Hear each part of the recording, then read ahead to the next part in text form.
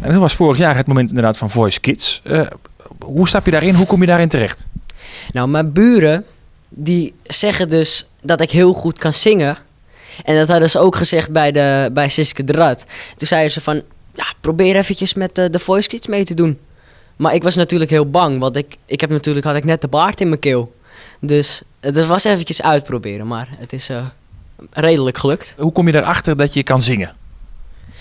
Ik hou van muziek en ik zong altijd al mee met Jantje Smit of zo. Dus of ik kan zingen, dat wist ik niet, maar ik vond het alleen maar leuk. Ik vind het zelf heel erg leuk om te zingen.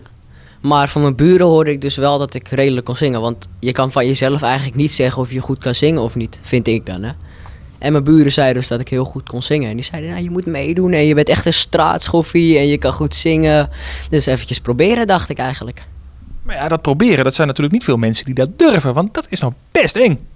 Ik vind het niet zo eng. Het is natuurlijk alleen maar leuk om van je hobby je beroep proberen te maken. Tom Peters die had me gezien bij The Voice. Natuurlijk bij mijn eerste auditie toen ik Geef mij nu angst zong.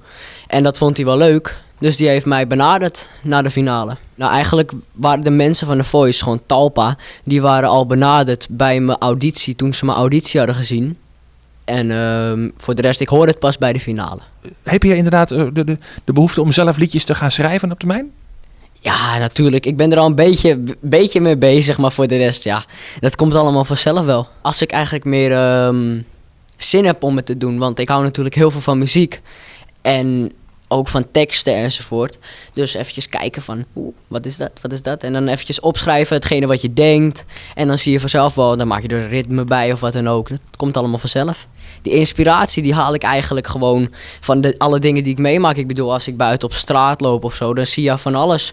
Dan zie je misschien een auto die rijdt of er gebeurt wat in je leven. Daar kan je over zingen.